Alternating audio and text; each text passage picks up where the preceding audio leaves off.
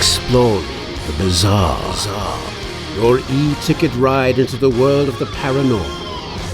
Strap yourself in as we traverse the universe exploring the unexplained. UFOs, ghosts, lost worlds, cryptozoology, as well as other dimensions. It's time to take back the night. Now, your electrifying hosts of Exploring the Bizarre, Timothy Beckley and Tim Swartz. Wow, look at those incredible footprints.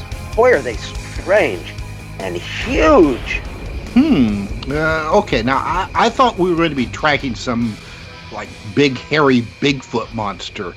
But Sasquatch is more than 3 toes, not like these weirdo tracks here. You got that right. But we are in the swamps of Missouri, and this is an entirely different type of creature. I hear they call him Momo. Momo? Well, that's a silly name.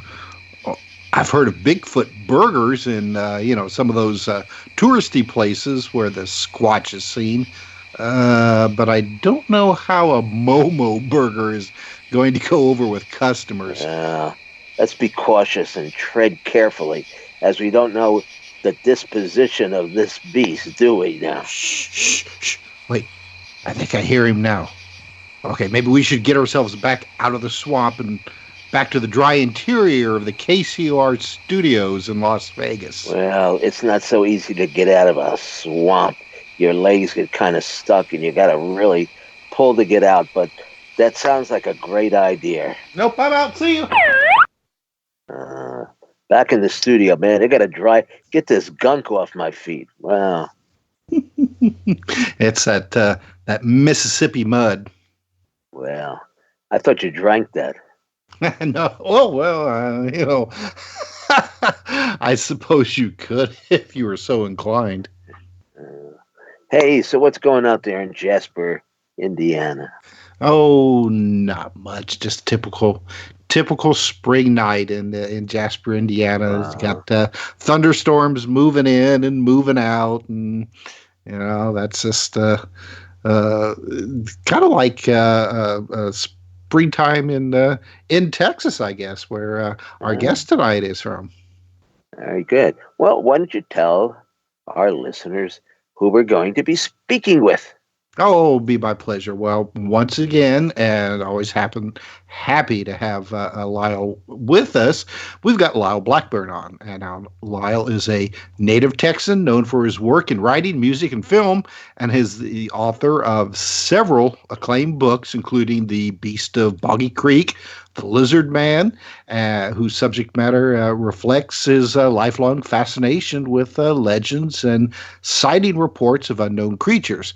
Now, Lyle is also the founder of the fantastic rock band Ghoultown and narrator-producer of documentary films such as The Mothman of Point Pleasant and Boggy Creek Monster. Now, his most recent book is Momo, The Strange Case of the Missouri Monster. Now, Lyle is a frequent guest on radio programs such as Exploring the Bizarre and, some other programs probably you've never heard of, like Coast to Coast AM. And he's been featured on numerous television shows airing on Animal Planet, Destination America, Discovery Science, and A&E. His works with Monsters and Mysteries in America, he served as both consulting producer and special episode host. So, Lyle, very happy to have you back again on Exploring the Bizarre. Thanks for having me. This is going to be quite an evening. In fact, I think we ought to mention here at the top of the show that our friend Sammy Scarlett, who's been on the program several times, is going to be hosting a film festival on June 6th, 7th, and 8th, I believe. It's 3 days, the weekend. And one of the films, Terror in the Sky, has been narrated by our guest this evening. And it's going to be held in Manhattan, 44th Street and 9th Avenue at the Producers Club.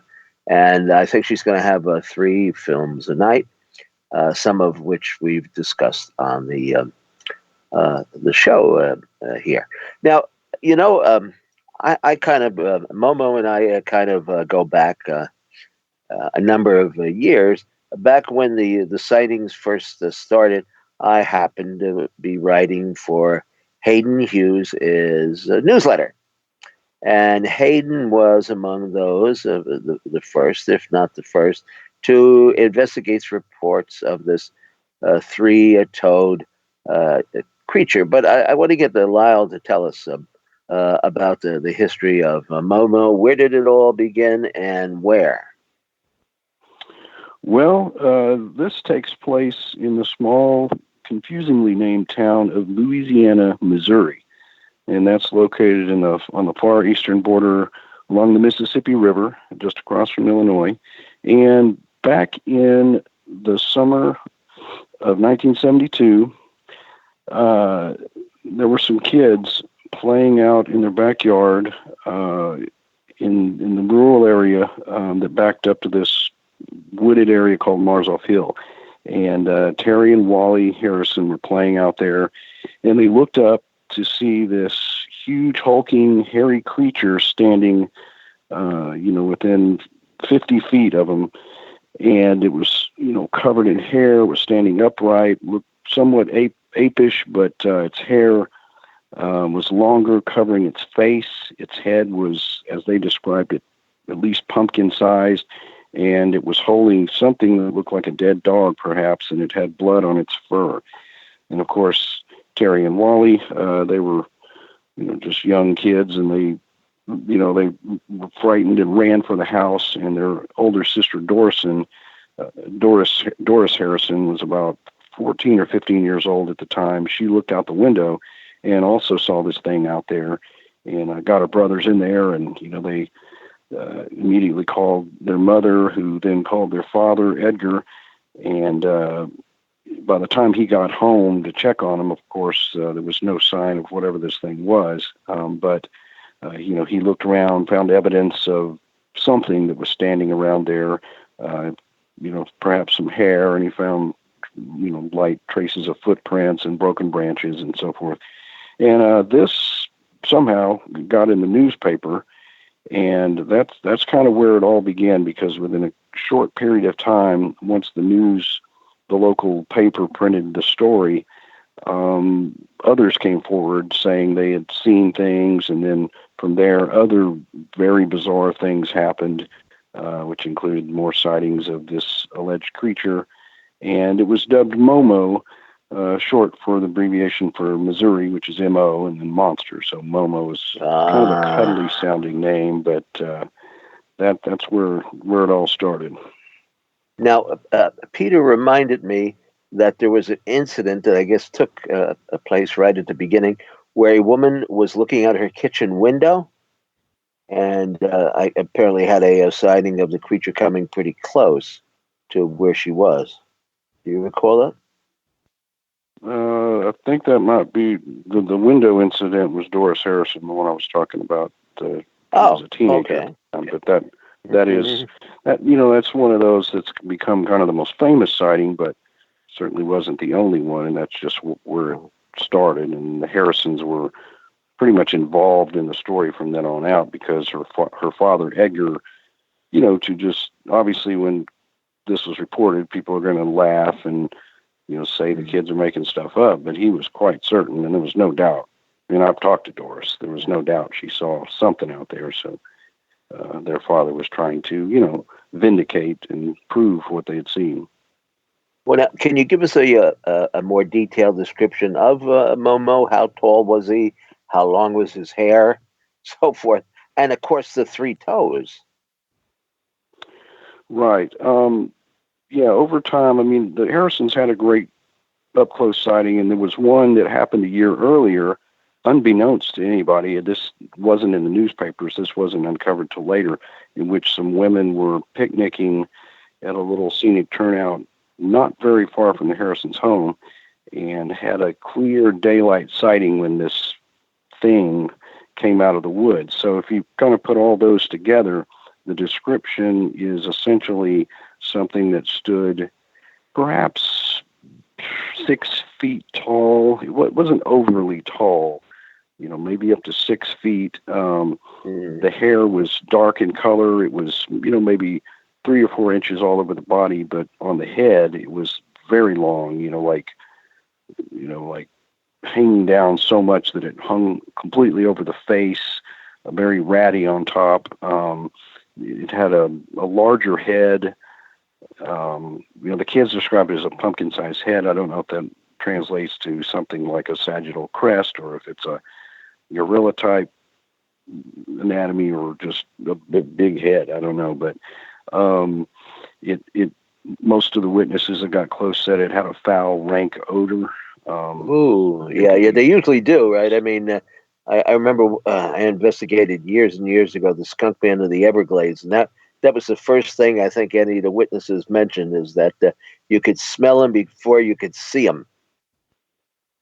Right, yeah, that definitely plays. Obviously, the skunk ape was named after the smell, and then a lot of these, especially southern Bigfoot type encounters, people describe that smell. And, in the case of Momo, the footprints, some footprints were later found in various spots around and were surmised to be that of the creature. And in all of these cases, it appeared to have 3 toes.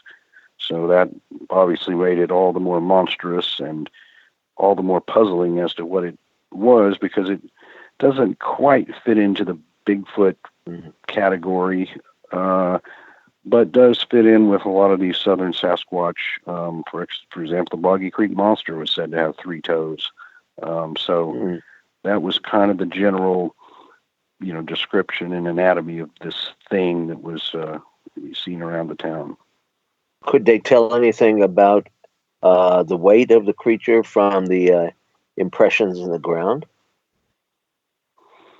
No, not too much. Most of the tracks were quite, not good specimens necessarily. So it was hard to tell, or it was one in muddy conditions. So of course it's going to sink lower. Most of the tracks were vague at best, because it was a dry summer and you're just not going to leave tracks. I mean, very well. So the weight of the creature, I mean, nobody made an estimate per se, but it was big. I mean, it was ape-like, and some kids said it.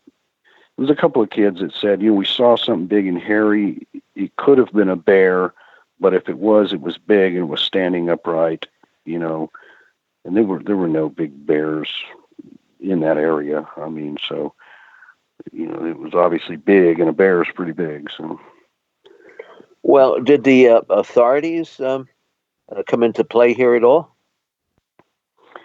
Oh, absolutely. It wasn't long. I mean, they got wind of the Harrison's incident, and then other residents began calling the chief of police and saying, we saw some kind of a big figure run across the road. We heard ungodly howls coming from the woods.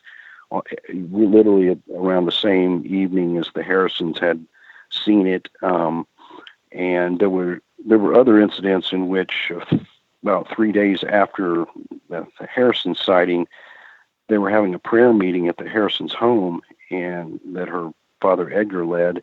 And after it dispersed, there was about a dozen people standing outside when they saw these strange lighted objects in the sky that streaked down, and a green one and a white one. And then all of a sudden they hear this like growling, this loud growling noise and a metallic noise. And this was so loud that eventually a lot of the neighbors were coming up the street to see what it was, and the Harrisons were fleeing the home. And Miss Harrison just leaned out the window and said something like, "They're coming," and this big crowd of people just dispersed and ran. And so with all that, of course, the authorities became concerned as to what is going on here, and whether the chief of police believed that there was a creature or not. I mean, I don't think he necessarily did, but he was certain. I bet you there was a lot of talk. I bet you there was a lot of talk about moonshine. Well, yeah, wasn't a big moonshine town. there. It's a riverside, kind of a Huckleberry Finn, Tom Sawyer-esque. I've been there. It's a river trade kind of town. So unlike some of the cases I've what's the investigated. population? What's the population? What is it, maybe 5,000 now. Maybe back then it was probably 1,000. I'm not too sure, but very. Do we have crocodiles running around? No, there's no low or swampy areas. This is very much, it's rolling hills. There's farms intermingled with wooded areas. There's cliffs, bluffs. I mean, they're not high cliffs or bluffs that overlook the Mississippi River. Very, very much kind of, if you just picture that Tom Sawyer kind of Missouri type of a landscape, that's what it is. So definitely not. Is there a river that flows near there? The Mississippi River is, it's just, I mean, from the Harrison's home, the river is about a quarter of a mile, maybe, and there were sightings of Momo on a couple of occasions. People who lived like literally right on the river. I mean, there's homes that you go down this river road is what it's called, and I mean, there's homes right on the river. And one old timer there said he saw it headed towards the bank of the Mississippi. So it's right but there. now he never harmed anybody, snatched any dogs, or killed a chicken or two. Well, the Harrison kids saw that it was holding something. They thought the youngest said he thought at first it was a baby it was holding, but then he thought he was sure it was a dead dog. And so later on, several of the local residents said, my dog's been missing since about then. So it was surmised that perhaps the creature had killed the dogs, but it didn't harm any people. Dogs go missing probably there all the time. Yeah, well, and that's the thing about these things, because as soon as something weird's going on, people will notice that, but it's not like dogs, don't go missing. I mean, it's a daily basis, probably. Yeah, but I remember, Tim, though, when this all happened originally, and I tell you, the press and then the paranormal media, magazines and stuff, they really seized on that aspect, though, of the story, the possibility that Momo was a dog eater. Yeah, I mean, it was that's just one of those things that gave it that kind of personality. It eats dogs, and then once the objects were seen in the sky, and there were subsequent objects seen within later that month, that's what kind of drew in a lot of the UFO investigators, because their supposition was that perhaps this was a extraterrestrial, not like a Bigfoot or something, and that Hayden Hughes, was mostly into UFOs and things at the time. So there just wasn't a lot of Bigfoot researchers back then, say, Lauren Coleman and a few in that area. So luckily, a lot of some MUFON guys and other UFO researchers went in there and interviewed people and kind of documented the story. Kind of like Chestnut Ridge, that another incident there in Pennsylvania that they made a movie out of, and it seems that there definitely is a connection between the strange lights in the sky and sounds and all sorts of weird events that tie in with the use of creature sightings. In fact, we have one case. I believe the guy's name was Boswell. Don't remember his first name, but he did a drawing for me. I believe it was up in Wisconsin.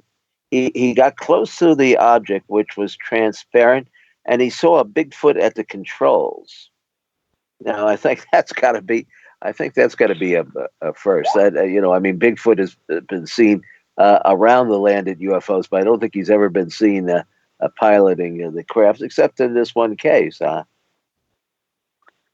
I did look into other cases that may be similar. Of course, Chestnut Ridge and some of the Pennsylvania stuff that Stan Gordon had researched in the early 70s, where you had, in the proximity of, you had strange UFO-like things and then Bigfoot sightings. But yeah, you never really had, I couldn't find any that were, people saying, I saw it got off the craft, or with the exception of that one where it was piloting a craft. It was always just coincidental, and whether the two were connected was impossible to say. It just that weird stuff goes on, especially in that corridor, and Chestnut Ridge is not that far from Louisiana, Missouri, Would you say that, what is your opinion as to the physical properties of Momo or some of these other creatures?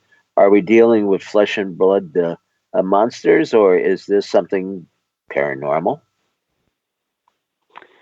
Well, I mean, again, it's kind of hard to say unless I've seen it up close, but just kind of judging from some of the reports, and especially the one that I talked about, the ladies who were picnicking a year earlier in 1971, they were there and it was broad daylight, and this thing emerged from the woods, and they fled to their little VW bug and got in it, and this thing just meandered out, dug around their picnic area, and walked up to the car. I mean, now, did they leave their did they leave their purse on the picnic table or something? Yeah, see, they got up and ran when they saw it, and then realized the purse was sitting there with the keys, so they were stuck in the car. Ah, boy, and that isn't too cool. In the things, but I mean, they're literally looking at this thing standing right outside the car. So they were very adamant that it was a physical being, that it was not a human, it wasn't a person in a suit, and it was ape-like. So I kind of going. I guess you could tell from that. You could tell if it was that close. That's for sure. Hey, they could have asked. They could have asked for him to push the car. That might have gotten them out of there pretty quickly, or something. Does Momo feel? Is he afraid of humans? It doesn't seem so. I mean, with most of the sightings, it didn't shy away. I mean, it didn't attack them, but it didn't.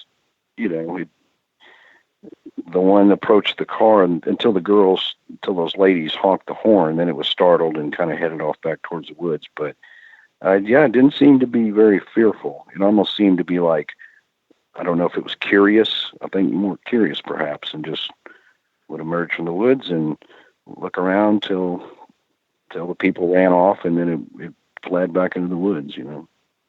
How long was he hanging around the neighborhood? You say it was 1972 that was the first sightings, right? Right. So it started on July 11th, 1972, when the Harrisons made the paper, and there was a lot of newspaper coverage for a couple of months and off and on sightings. The newspaper kind of lost interest after that, and then there were residual sightings for a couple of years in that area. Commercial break coming up right now. We'll be right back.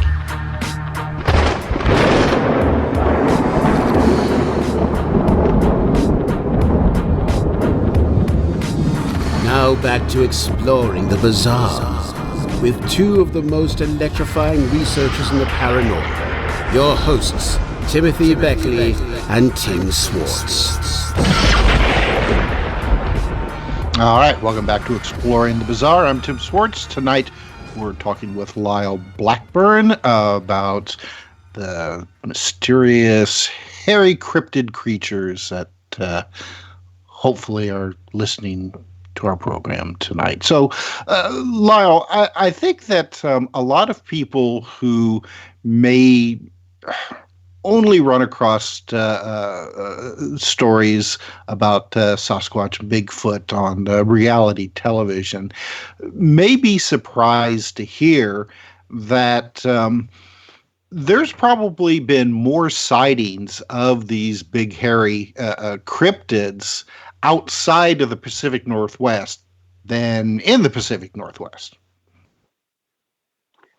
Yeah, absolutely. I don't think your average person is aware of, how many states there's been reports and how many reports there are. I mean, there's just, I wrote a book called Beyond Boggy Creek in Search of the Southern Sasquatch, which I thought was going to cover the whole sort of south of the U.S. Well, I had to put that down to just the deep south because there was so much history and, skunk apes and all this.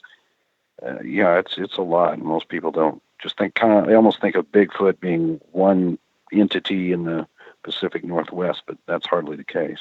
Oh, well, you say one entity. There was a television reporter not too long ago who was covering like a Bigfoot conference somewhere. I think it was Pennsylvania, and she was actually surprised to hear that there's probably more than just one Bigfoot. There's more than one, she said. And it's just like, oh my God. Yeah, such a naive view of it. It's like, if you spend 5 minutes researching, you'd have to logically conclude if they exist, there'd have to be small populations. There can't just be one. I mean, it's nuts. Now, when it comes to Momo, its description and where it was generally seen is very reminiscent of other, and I'll put quotation marks on the words, southern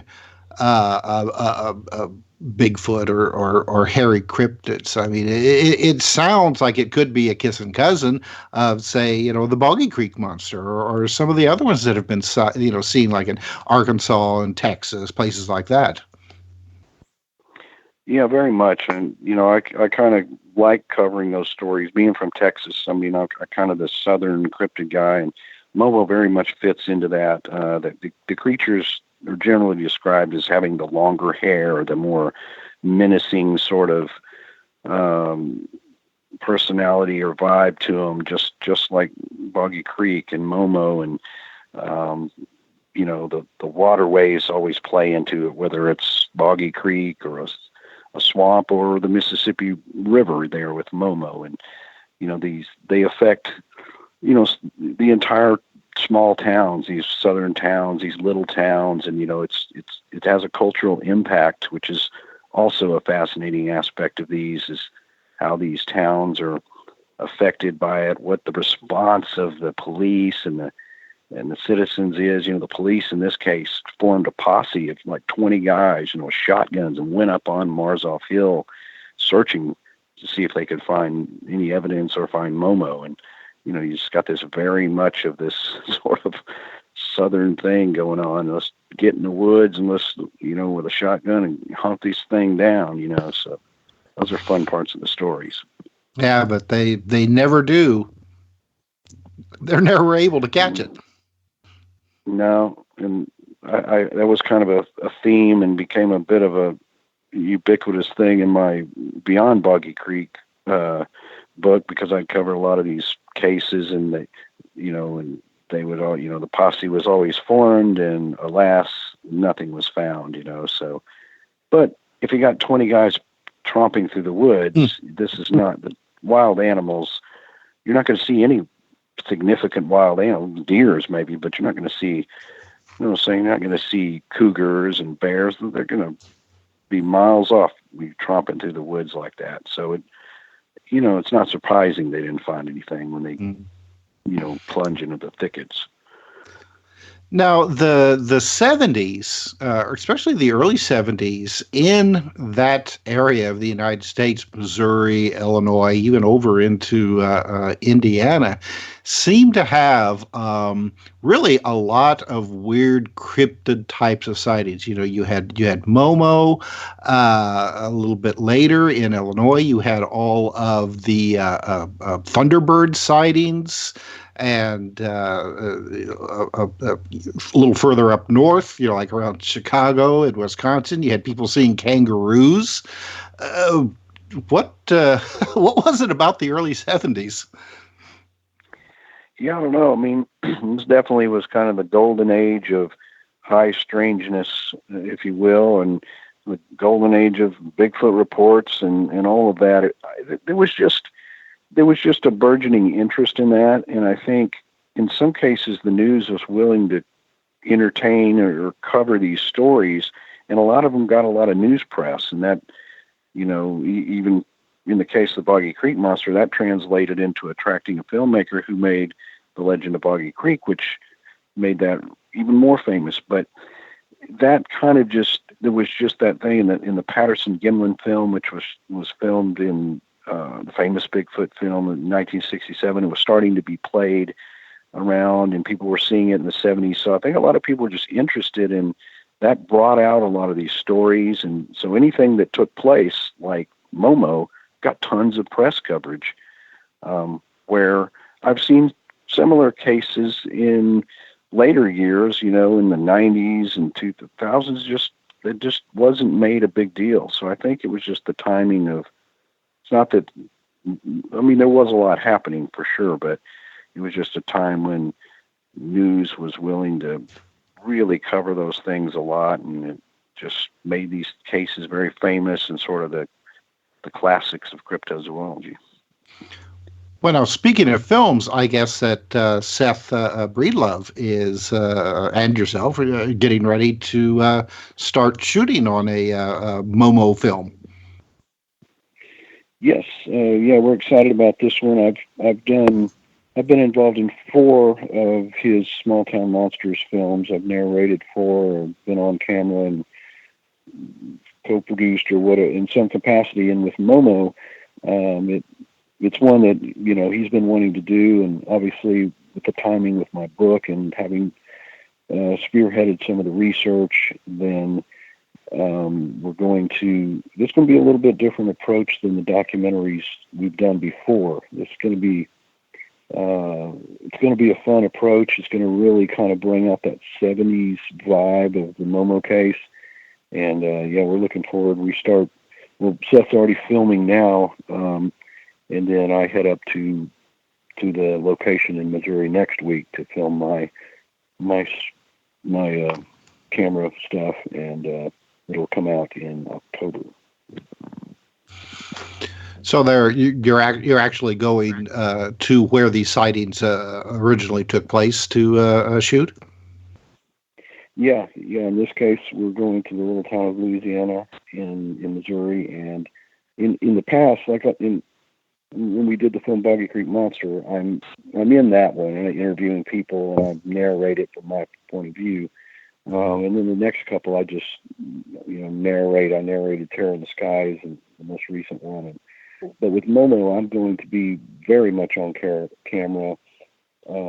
which kind of is going to give it somewhat. If you've seen the old movie like Mysterious Monsters, which is a cool movie documentary from the 70s, it's kind of like that, where Peter Graves is sort of the host on camera, somewhat like that. So I'm literally on site where this incident happened here. This is what went on, and it's going to be cool. I'm looking forward to doing this little bit of something different. I'm still carrying the narration, but I'm also on camera doing a lot of it. So. Now, what is Terror in the Sky about? Are we talking about the Thunderbirds here? Yeah, that's it covers a little bit of everything as far as flying cryptids, primarily in the Illinois area, and that includes Thunderbird sightings, sightings of pterodactyl or pterosaur type dinosaur-esque creatures, and even includes some of the modern stuff with this so-called Chicago Mothman, a phenomenon that's been recent and kind of examines just all the weirdness that has gone around over the years with flying things. And it's been screened once. It's not out yet, but from the screening, we got some great feedback. So we did a book. Tim and I did a book that's been out, I guess, about 6 or 7 months. It's called Weird Winged Wonders. We did a bit on the Chicago Mothman sightings, but we went back in history there, Tim, right? And you came up with some. You came up with some cases that were pretty phenomenal, and then you've got cases more recent, and they could be a little bit more dubious, where these flying creatures are seen photographed, actually, videotaped flying. But of course, now we have people who wear these wings and glide down out of off the cliffs and stuff like that. And boy, if you saw that coming at you, you would think that it was a flying creature of some sort, but it's a guy in I guess a rubberized suit. Yeah, you wouldn't be doing that in Illinois. The highest point in Illinois, I think, is about 10 or 12 feet below sea level. Uh-huh. Well, just don't stand behind me and try to push me. I don't know. Well, one of the odd things though that about the Illinois flying cryptid sightings is that a lot of them started really just on the other side of the Mississippi River from where Momo was seen. You swim across and people started seeing these thunderbirds or pterodon types of creatures that then spread across the state. It's really bizarre. Yeah, there's definitely a history up there and of winged wonders, as you say. That just can't all easily be explained. One of those cases, the Marlon Lowe case from 1976, with the boy was playing in the front yard and a couple of big feathered creatures swooped down and literally one of them picked up this boy and started flying off with it. That was seen. There was 7 or 8 witnesses to that. So, you can't, people say, well, it can't be giant birds or pterosaurs. Well, I've interviewed people personally that had a pretty good look and they saw something. I'm not sure how to explain it, but there's a phenomenon there that continues, not just in that area, of course. Southern Texas even has some history of Thunderbird type things. So there's cases out there. So we've got a question here from Mike K, and he wants to know, hey, ask if he has any of the Chicago police car camera footage. I guess maybe he's referring to the winged creatures. Of UFOs, the Madison fighter wing was chasing the UFOs with F-16s. I'm not quite sure when that was. Well, are you familiar with that? Yeah. I'm not familiar with that, but we don't have any. To my knowledge, I don't have any police footage or anything, and there's none in our movie. So, Now, when during the shooting that you're going to be doing there in Louisiana, Missouri, are there any eyewitnesses still around that you're going to be able to get on camera? Well, it's been a bit of a challenge on that. We're still hopeful that we can get some of the Harrisons. I did interview Doris in the process of writing my book, and most of those folks have passed on. They're just that was so long ago. Only the younger ones, and some of them are not so gung-ho to talk about it. So, of course, we always talk to like local historians, people who were there when it all was going on, and things like that. So, witnesses in this case have been a little harder than others in terms of just the original sightings. I mean, we have people who have seen hairy, Bigfoot-like creatures in Missouri in subsequent years, but to get those originals is usually hard-pressed. In fact, when I was on Monsters and Mysteries in America, there was a Momo segment which had Doris Harrison and a couple others on it, and that's been some years ago, five years ago or something, and she was pretty old at that point. So. Mm-hmm. So, kind of a two-pronged question here. First of all, from the original sightings in the 70s, I mean, did you run across any reports from that area earlier than that, besides the one where the two women were picnicking? I mean, had there been a history, so to speak, of people seeing similar cryptids in that general area?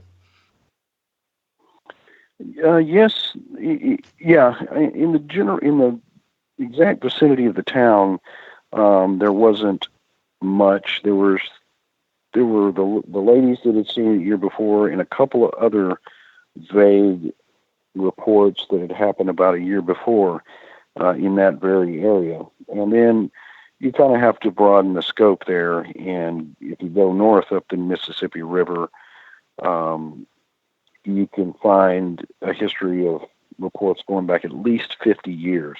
Mm-hmm. And, I might talk about those in the book, of course, and just to kind of establish, is this the first time in that general area something's happened, or has it happened in the past? But yeah, there was definitely a history of what could be described as Bigfoot-like creatures. The descriptions are often sometimes not detailed or whatever, but they were all definitely hairy and upright and what we would term Bigfoot. Yeah, I know that if you go south, kind of like in the general area where the Mississippi and the Ohio River meet, apparently there was stories as far back as the pioneer times where, people were seeing, they called them, like chimpanzees almost, not really tall types of cryptids, but more like 4, maybe 5 feet tall types of hairy creatures. Yeah. There's the more you dig, the more you always find, and of course, the Ozarks is in southern Missouri, and that has a long history of wild man stories and Bigfoot sightings and Ozark howler. All this, and in the process of going to Missouri, I met several people who ended up had encounters in recent years of hairy creatures in Missouri. So I always try to something like that, if it exists, if it's some sort of an animal, it's not necessarily going to sit in one spot. So it's reasonable to examine whether this has gone on in subsequent years. And I did find some really spooky and really cool stories that were in that general area of Missouri that have occurred, in the late 70s and the 80s and on forward. Well, it always makes me wonder, when it comes to these sightings, whether or not you're dealing with creatures that migrate. That you maybe have a tendency to see them more during, certain times of the year because they're going from one, so to speak, a hunting ground to another. It certainly seems reasonable. I mean, if you look at animals we know, cougars and things, their range is big, and they have to go where the food is, and so a big, something big as Momo, as big as Bigfoot, it's got to consume a lot of calories. You can't just, pitch camp and stay in one area, and I think they would reasonably have to move around. Well, I think that's, also why there's a lot of sightings around rivers. It's a perfect cover. I mean, even in large cities, rivers are surrounded generally by trees, and it could be a good cover. Absolutely, that's a travel corridor that they would absolutely have to use, and you've got a huge correlation of Bigfoot sightings that are in proximity to rivers and waterways. It's definite correlation. All right. Well, Lyle, we've got about 4 minutes left in the program, so I want to let you have the opportunity to let our listeners know where they can find not only Momo, but your other books, if you have a website, and maybe what's coming up for you in the near future.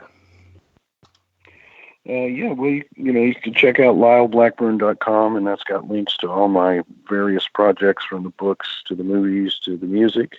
And of course, my books are available on Amazon.com with, they come in, Kindle format and paperback, and some of the older ones are even in hardback. So, check that out. Let's see, what have I got coming up? Shooting the Momo movie.